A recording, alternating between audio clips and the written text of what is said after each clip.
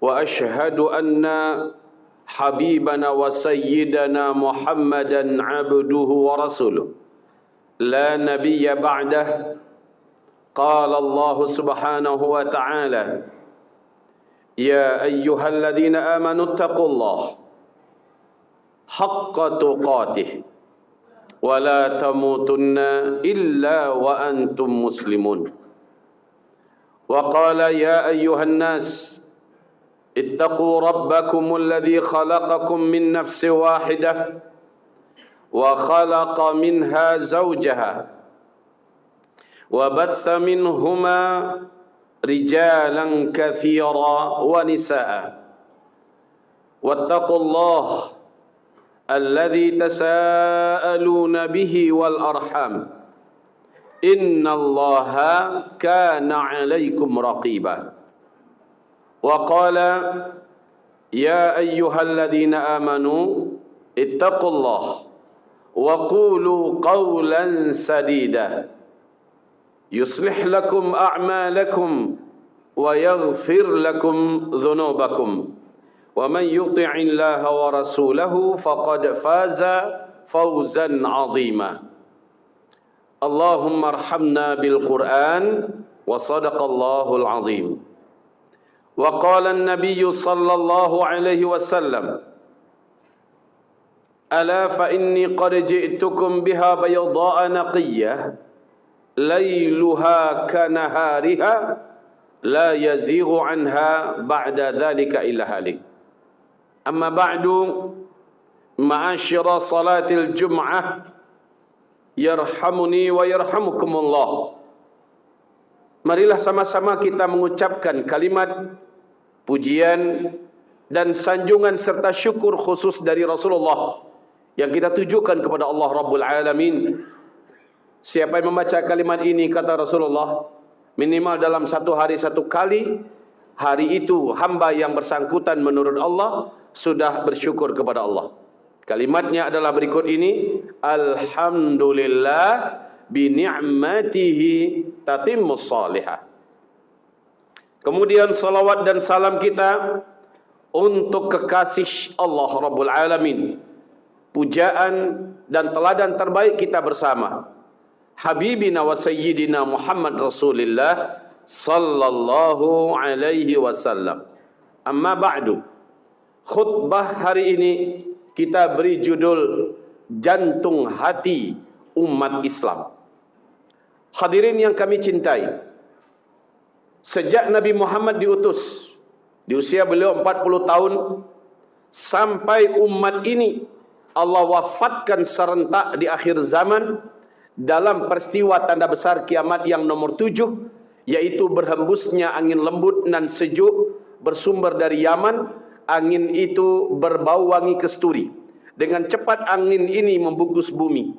Siapapun orang Islam, umat Nabi yang masih ada imannya kepada Allah, ketika tersentuh oleh angin ini, terhirup olehnya angin itu, di tempat itu, saat itu juga dia langsung tergeletak meninggal dunia. Serentak satu bumi orang Islam yang beriman meninggal dunia.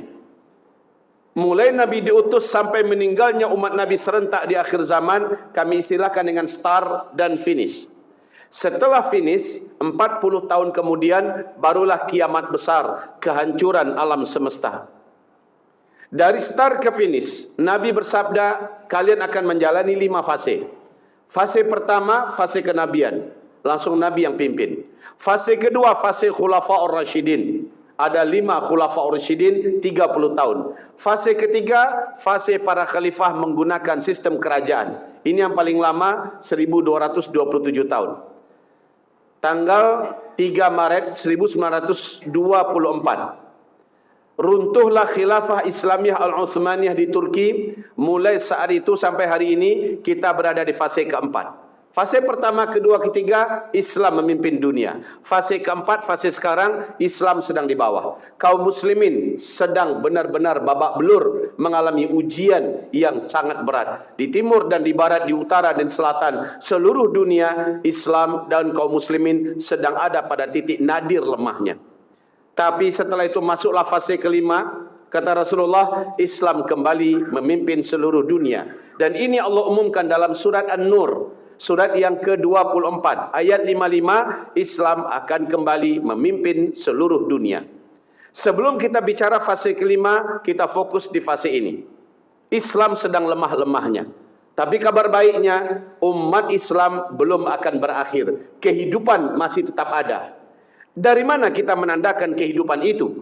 Kalau ibarat satu tubuh, menandakan hidup masih ada apabila jantungnya masih berdetak. Apabila jantungnya masih berdenyut, bergerak. Jantung itu fungsinya adalah memompa darah. Darah diambil dan darah kembali disebarkan ke seluruh tubuh, dari ujung kaki sampai ujung kepala. Selama jantung masih ada bergerak, selama itu kehidupan ini masih ada. Maka perumpamaan ini mirip dengan umat Islam secara global. Jantung untuk umat Islam ini adalah Palestina. Dan Nabi bersabda, la tazalu ta'ifatun min ummati zahirina 'alal haqq la yadurruhum man khadhalahum wa la yadurruhum man adahum illa al-la'wa hatta ya'tiyahum amrullah. Di dalam hadis yang lain, hatta yanzila alaihimul masih Isa bin Maryam wa hum kadzalik. Selalu ada sekelompok umatku, sekelompok hamba-hamba Allah dari umatku yang terbaik. Terus mereka berjuang, bergerak, tampil di atas kebenaran. Allah ada di pihak mereka. Mereka tidak peduli dengan orang-orang atau dengan saudara-saudara yang menelantarkan mereka. Mereka tidak peduli dengan serangan-serangan musuh, walaupun mereka babak belur dihancurkan, tapi mereka tetap eksis di atas kebenaran. Allah selalu tolong mereka, dan mereka selalu ada sampai Allah menangkan mereka. Di hadis yang lain, sampai Allah turunkan Nabi Isa alaihi salam, dan mereka selalu demikian. Mereka selalu ada, mereka selalu berjuang, berjihad. Para sahabat bertanya, ainahum ya Rasulullah, di manakah mereka ya Rasulullah? Sekelompok umatmu ini yang terus melawan dan berjuang bangkit, di mana mereka ya Rasulullah? Nabi menjawab, hum bi Baitul Maqdis. Mereka berada di Baitul Maqdis. Wa aknafi Baitul Maqdis, dan di beranda-beranda Baitul Maqdis. Di mana Baitul Maqdis kaum muslimin? Palestina. Di mana Masjidil Aqsa? Di tanah suci Baitul Maqdis. Walaupun mereka dijajah, dari seluruh Palestina ada 12 provinsi. 11 provinsinya sudah tumbang. Dan satu-satunya provinsi yang belum bisa ditaklukkan sepenuhnya sampai hari ini, tersisa satu saja lagi. Disebut dengan jalur Gaza. Peta lama sebelum Israel menjajah disebut dengan Asqalan. Dan Nabi menyebutkan bahwa perlawanan di Asqalan di akhir zaman adalah perlawanan yang disebut dengan jihad dan ribat yang paling diberkahi. Merekalah pengantar kemenangan umat Islam di akhir zaman, kata Rasulullah. Maka Tufan Al-Aqsa 7 Oktober 2023 yang masih berlanjut sampai sekarang ini adalah perlawanan yang akan mengantarkan kepada bebasnya Masjidil Aqsa dan merdekanya tanah suci kita yang terjajah, Baitul Maqdis. Palestina pasti merdeka. Israel pasti akan lenyap dari peta dunia. Menurut Syekh Ahmad, pendiri Intifada, tidak lebih dari 80 tahun. 2027 mereka akan sirna dan Palestina kembali merdeka. Jadi kaum muslimin, hari ini masih ada kaum umat Islam? Masih hidup kaum umat Islam? Masih. Tandanya di mana? Jantungnya masih terus berdetak. Jantungnya masih terus berdenyut. Dan masih terus memberikan inspirasi perlawanan antara kebenaran melawan kebatilan. Di mana? Baitul Maqdis, Palestina. Hanya saja ibarat tubuh. Tubuh ini berdarah-darah di mana-mana. Umat Islam dijajah, ditindas, disakiti, dizalimi di mana-mana. Sementara yang dipompa oleh jantung adalah darah. Darah diambil dan darah kembali disebarkan. Nah, darah itu banyak keluar dari berbagai belahan tubuh yang sudah luka-luka. Berarti perjuangan yang masih terus ada di Palestina masih butuh darah-darah segar yang disuntikkan, yang diinfuskan ke dalamnya agar jantung ini tetap aktif. Dan alhamdulillah selama ini NGO Muslim amanah, NGO besar, filantropi Islam amanah masih tetap aktif menyalurkan bantuan-bantuan kemanusiaan, bantuan-bantuan perjuangan supaya denyut jantung yang ada di Baitul Maqdis tetap bergerak, tetap berdenyut, tetap hidup, dan ini dijamin sampai hari kiamat. Apakah kita ada di dalamnya atau tidak? Seandainya kita tidak ikut sebagai orang yang memberikan infus darah perjuangan ini buat mereka, ada yang lain yang pasti akan memberikan dan Allah akan sampaikan kepada mereka. Terpulang kepada kita. Kita mau termasuk di antara yang ikut menginfus darah segar itu buat perjuangan dan denyut jantung perjuangan di Palestina tetap jalan atau tidak, itu terpulang kepada kita. Tapi yang mau ikut, keberkahan luar biasa menantinya, kemuliaan luar biasa disiapkan oleh Allah untuknya. Ganti yang kita keluarkan pasti lebih besar, lebih mulia, lebih barokah di sisi Allah Subhanahu wa taala. Ini tentang jantung. Ternyata jantung umat Islam itu adalah Palestina. Jangan lupakan itu. Jangan tinggalkan Palestina. Buya, hari ini kami dengar bahwa pemerintahan di jalur Gaza yang selama ini dipimpin oleh telah membubarkan diri. Betul, tapi bukan berarti perjuangan bubar. Hanya pemerintahannya saja tidak lagi dipimpin oleh.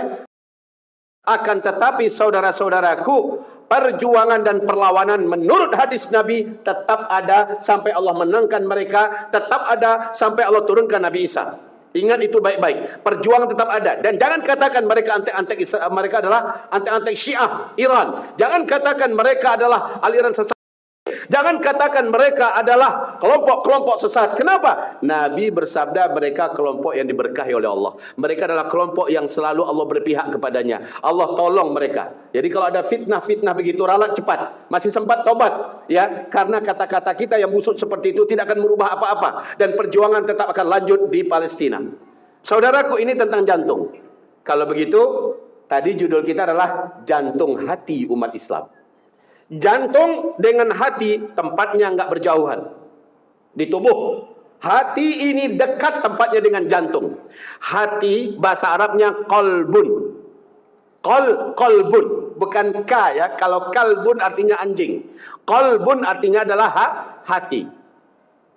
Nah, saudaraku, Rasulullah bersabda, "Ala, ketahuilah, inna fil jasadi mudghah." Di satu tubuh ini ada segumpal daging. Idza saluhat, kalau segumpal daging itu bagus, baik, sehat, saluhal jasadu kulluh. Seluruh tubuh akan menjadi baik, sehat, bagus. Wa idza fasadat, kalau segumpal daging itu sakit, kalau segumpal daging itu tidak sehat, tidak baik, fasadal jasadu kulluh, seluruh tubuh akan menjadi sakit. Dan bisa dibaca dari kulit kebaca, ini orang lagi sakit. Dari mata kebaca, ini orang sedang sakit. Dari rambut kebaca, dari kuku kebaca, dari lidah kebaca, ini orang lagi sakit. Sumber sakitnya di mana? Di dalam hadis Rasul mengatakan dari segumpal daging yang ada di dalam dada, dan itu adalah hati. Saudaraku, hati umat Islam itu tidak jauh tempatnya dari jantung. Kalau ibarat tubuh ya, hati umat Islam ini Nabi daulatkan nama tempatnya. Dan Nabi berkata, "Idza fasada ahlu Syam, fala khaira fikum." Kalau penduduk, kalau negeri Syam sudah sakit, sudah rusak, sudah porak-poranda, sudah hancur, maka kalian yang ada di seluruh dunia tidak akan menyaksikan kebaikan. Di mana Syam? Syam itu adalah kota bimadinatin yuqalu laha Dimashq. Sebuah kota, kata Rasulullah, yang disebut namanya dengan Dimashq, yaitu Damaskus, berarti Suriah. Kami baru pulang 3 minggu yang lalu melaksanakan Idul Adha di Suriah. Kami menyembelih kurban di sana. 200 ekor domba gemuk-gemuk dan 14 ekor sapi. kami bagikan kepada rakyat Palestina yang jumlahnya 435.000 orang yang ada se-Suria. Baru pulang kami dari sana. Kami ke Aleppo, kami ke Idlib. Di Damaskus yang paling banyak kami menyebarkan di Mukhayyam, Yarmouk dan sebagainya. Setiap kali bahasa Syam, kalau orang di sana, ini orang Suria ya, kalau kita di Idlib, mereka akan berkata, kami mau pergi ke Syam. Mungkin kita bingung. Yang kita tahu Syam selama ini adalah Palestina, Lebanon, Yordania, dan Suria. 4 ini yang Syam. Tapi bagi orang sana, yang mereka pahami Syam itu adalah Damaskus. Kalau orang Aleppo, orang Idlib, orang Dar'a, orang yang di Suria, mereka berkata, hari ini kami akan berangkat ke Syam. Yang mereka pahamnya Syam itu adalah Damaskus. Lah kalau begitu yang 4 negara ini sekarang, Palestina, Lebanon, Yordania dan Suria, apaan? Disebut oleh mereka, dipahami oleh penduduk sana dengan sebutan Biladus Syam, negeri-negeri Syam. Yang Syamnya sendiri adalah Damaskus. Bisa dipahami? Maka kata Rasulullah, hati umat ini adalah Syam, artinya Damaskus. Bila Damaskus sehat, seluruh dunia Islam sehat. Bila Damaskus sakit, seluruh umat Islam sakit. Luar biasa kaum muslimin. Benar saja. Sejak runtuhnya khilafah Islamiyah di Turki, 3 Maret 1924, mulai hari itu Damaskus sudah tumbang. Seluruh Suria tumbang. Maka menyusullah setelah itu Palestina, Lebanon, Yordania, dan akhirnya seluruh dunia Islam tidak lagi punya power apa-apa. Akhirnya dikuasai oleh dinasti yang paling terlaknat, paling bengis, paling jahat sepanjang sejarah, yaitu dinasti Asad, Hafiz al-Assad. Lalu mati dia, dilanjutkan oleh anaknya yang jauh lebih kejam daripada bapaknya, Bashar Assad. Tapi qadarullah, alhamdulillah, 1,5 tahun yang lalu saudaraku, perjuangan Hayat Tahrir Syam, HTS, yang dipimpin oleh Abu Muhammad al-Jaulani sebagai pimpinan mujahidin pembebas negeri Syam, ternyata saudara-saudaraku, niat mereka hanya dari Idlib membebaskan Aleppo, dan itu hanya 40 menit ya, dari Idlib ke Aleppo. Niatnya hanya Aleppo. Allah berkehendak lain. Perjuangan mereka yang sudah hampir 14 tahun, Allah berkahi, dan kota demi kota takluk. Hanya 12 hari akhirnya Damaskus pun ditaklukkan. Bashar Assad lari tunggang langgang ke Moskow, Rusia, membawa lari semua harta yang bisa dia bawa ke Moskow. Saudaraku, sejak 1,5 tahun yang lalu sampai hari ini, Syam, Damaskus telah merdeka. Mereka sedang melakukan pemulihan besar-besaran. Abu Muhammad al-Jaulani mengembalikan nama aslinya menjadi Ahmad Shah, yang hari ini dia adalah presiden Suria. Apa dilakukannya? 3 hal yang paling penting. Mengembalikan keamanan negara, mengembalikan dan memulihkan ekonomi negara, dan yang ketiga, mengkondisifkan politik negara. Apapun provokasi Israel, Amerika dan lain-lainnya untuk berperang, dia tidak pernah mau menerima. Akhirnya melihat dari kepiawaian presiden baru ini, yang sebelumnya adalah mantan petempur kawakan kaum muslimin, yang dihargai kepalanya oleh Amerika 10 juta dolar Amerika Serikat. Tapi sekarang mereka sudah bisa duduk sama rendah, berdiri sama tinggi dengan negara-negara lainnya, dan mereka mendapatkan pengakuan dunia internasional. Bendera baru Suria sudah berdiri di PBB. Ahmad Syara diakui oleh seluruh negara-negara Arab, negara-negara Timur Tengah. Bahkan Raja Salman mendaulat bahwa siapa saja yang punya dana, segera suntikkan ke Suria. Kita investasi besar-besaran di Suria. Sekarang Damaskus atau hati umat Islam sedang menuju perbaikan dan pemulihan. Apa yang terjadi? Kalau pemulihan di Damaskus sudah dimulai, demi Allah, maka Palestina tidak lama lagi akan merdeka. Syaratnya begitu. Karena sejarahnya begitu. Umar bin Khattab dulu menaklukkan Masjidil Aqsa Palestina. Terlebih dahulu yang ditaklukkan oleh Umar bin Khattab adalah Suria.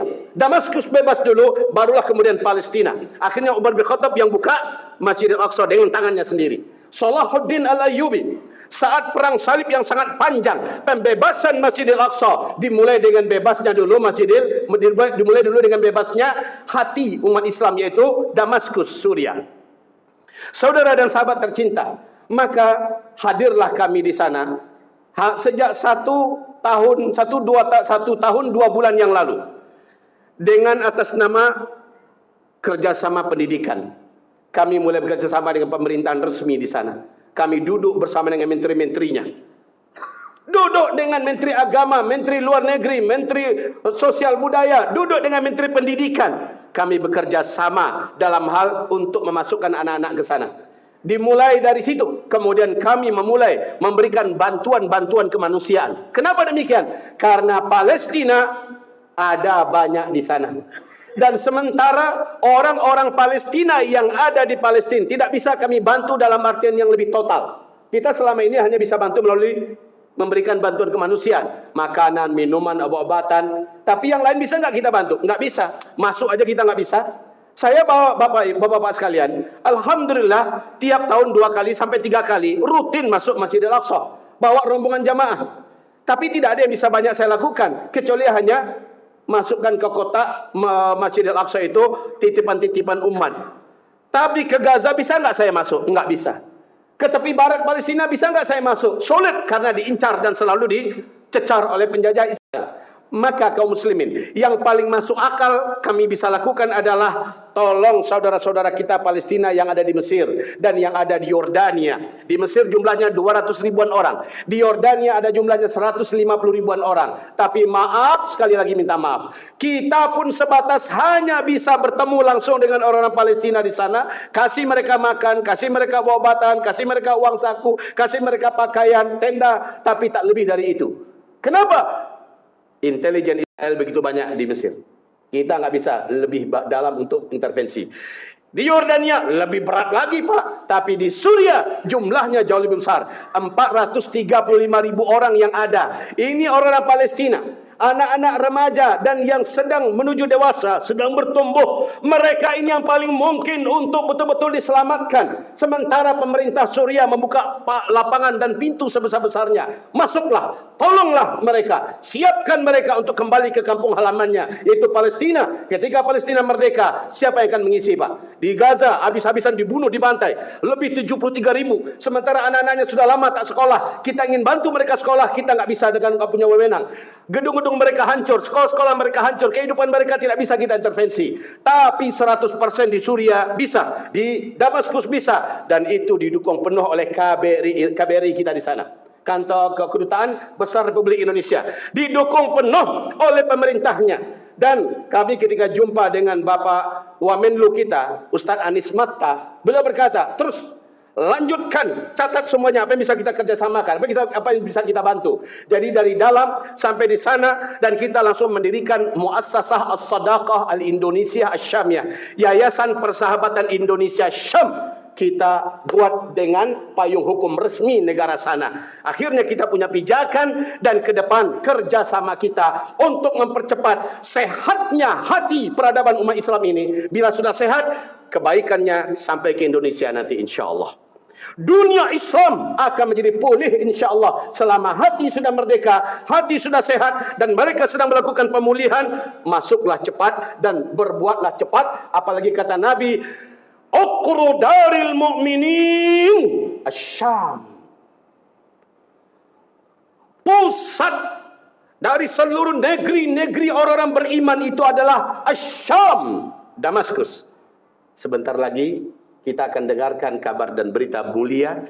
Allah akan berikan kebebasan dan kemerdekaan terhadap Baitul Maqdis. Dan kita bisa sholat rame-rame nanti di Masjidil Aqsa. Seperti bebasnya hari ini kita sholat di Masjidil Haram dan Masjid An-Nabawi. Insya Allah. Apakah kita ikut menolong mereka atau tidak? Yang pasti Allah sudah berjanji. Dan janji Allah sekarang sudah mulai nampak. Tergantung bagaimana dan siapa yang akan berperan dalam mempercepat pemulihan dan kesehatan ini, agar kembali hati umat Islam yang sudah mulai bebas dan merdeka kembali menjadi kokoh dan kuat. Lalu kita akan menyaksikan dampak kebaikan ini akan sampai ke Indonesia. Pendidikan kita pasti akan menjadi baik ke depan, ekonomi kita pasti akan menjadi baik ke depan, politik kita pasti akan menjadi baik. Semua kehidupan lini apa saja akan menjadi baik ketika Damaskus sudah baik. Ini adalah sunnatullah, tidak akan pernah berubah.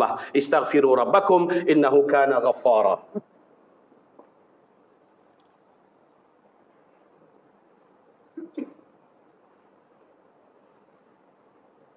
Alhamdulillahil wahidil ahad, al-fardis samad, alladzi lam yalid wa lam yulad wa lam yakul lahu kufuwan ahad. Asyhadu an la ilaha illallah wahdah la syarika lah wa asyhadu anna sayyidana wa habibana Muhammadan abduhu wa rasuluh la nabiyya ba'dah. Hadirin ma'asyiral salatul Jumat, jangan pernah kita berputus asa melihat nasib dunia Islam saat ini. Karena kita saat ini sudah sangat dekat. Dan ini zamannya. Zaman Islam akan kembali merasa kemenangan itu sudah di waktu kita. Di waktu ini, di saat ini. InsyaAllah ta'ala, kalau saya tidak berlebih-lebihan, bila tidak 2026, maka insyaAllah 2027, Baitul Maqdis merdeka dengan izin Allah. Kalau Baitul Maqdis merdeka, itu pertanda Amerika sudah ada di puncak lemahnya. Dan Eropa juga sudah tumbang. Saudara-saudaraku, hadis-hadis tentang ini lengkap. Riwayat-riwayat tentang ini lengkap, sahih dan kuat. Tinggal sekali lagi, apakah Bapak akan berperan atau tidak? Apakah Bapak akan punya andil atau tidak? Mau jadi penonton atau jadi pemain? Buya, maksudnya jadi pemain gimana? Saya contohkan begini kaum muslimin. Di Indonesia kita mau cerita apa saja, kita putus asa hari ini. Di bidang apa saja, di bidang ekonomi, di bidang politik, di bidang pendidikan, di bidang kesehatan, di bidang apa saja, kita pesimis dan skeptis melihat apa saja kayaknya nggak ada harapan untuk bisa baik. Yang ada makin lama makin jelek, makin lama makin terpuruk, makin lama makin parah, betul tidak? Tapi hadirin yang kami muliakan, benar. Namun perbaikannya tidak bisa diharapkan hanya dari Indonesia. Langsung dari hatinya. Dan hati sekarang sudah merdeka. Hati sekarang sedang proses pemulihan. Namun kita harus mensuplai segala apa yang bisa kita suplai, apa yang bisa kita sumbangkan, apa yang kita bantukan untuk mempercepat kesembuhan dan pemulihan hati ini.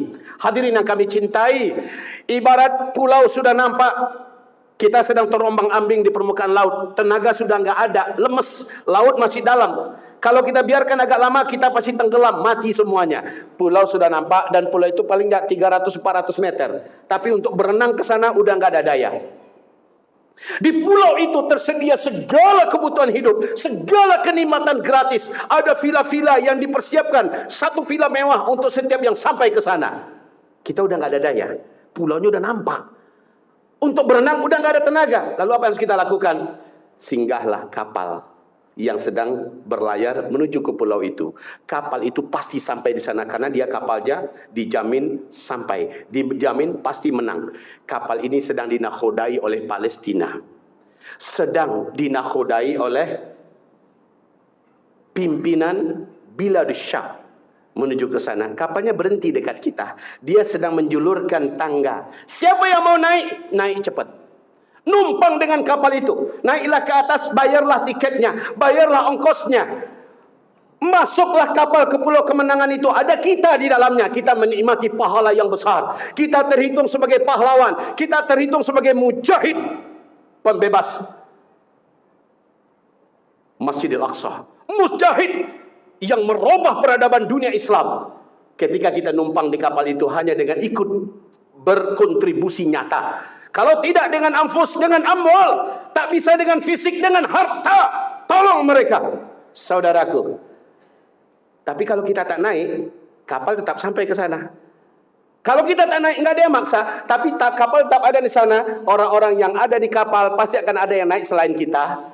Dan yang beruntung itu dia. Dan kita hanya gigit jari. Nyesal, kenapa dulu saya nggak ikut? Kenapa dulu saya nggak totalitas? Bantu dan sebagainya. Terpulang kepada kita semuanya. Saudara dan sahabat tercinta, renungkanlah isi khutbah kita kali ini. Antara hati dan jantung. Antara jantung dan hati. Ingat saudara-saudaraku, kita bisa menjadi bahagian daripada orang-orang yang ikut terhitung sebagai pejuang pembebas Masjidil Aqsa dan Palestina. Dan bisa ikut melakukan pemulihan dan percepatan penyembuhan terhadap hati umat Islam yang hari ini sudah merdeka dan bebas. Tergantung sekali lagi kita. Yayasan kami disebut dengan PISH, Persahabatan Indonesia Syam sudah ada di Indonesia dengan payung hukum resmi, dan juga sudah mendirikan dengan bahasa Arab Al-Muassasah As-Sadaqah Al-Indonesiah Asy-Syamiyah. Kita punya kerjasama langsung dengan pemerintahan sana, dengan NGO resmi di sana, dengan KBRI kita, dengan Persatuan Pelajar Indonesia kita di sana, dan alhamdulillah anak-anak kita, mahasiswa-mahasiswa kita sudah mulai kami kirimkan dan belajar di sana menjadi volunteer ujung tombak kita. InsyaAllah siapa yang akan ikut di antara kita untuk bersama-sama mempercepat kebaikan dan kesehatan buat Syam ini, tafadhal saudara-saudaraku. Boleh melalui kami, melalui NGO-NGO Islam lainnya yang amanah, melalui filantropi yang amanah, tafadhal. Kami persilahkan. Tapi jangan nggak ikut. Kalau nggak ikut, rugi antum. Sementara pahala besarnya sama dengan orang yang sedang bertempur dan berjihad di medan tempur di Palestina. Dan padahal kita hanya cukup dengan harta kita. Man jahaza ghazian faqad ghaza. Siapa yang menolong orang yang sedang berjuang di jalan Allah, dia dianggap sebagai salah seorang yang sedang berjuang itu. Istaghfiru rabbakum innahu kana ghaffara yursilis samaa'a 'alaikum midrara. Insyaallah nanti di pintu-pintu akan keluar ada tim kami dari Uzma Care dan PISH yang akan membantu bapak-bapak yang menitipkan untuk beli tiket perjuangan ini. Tafadhal, titipkan. Hadirin yang kami muliakan.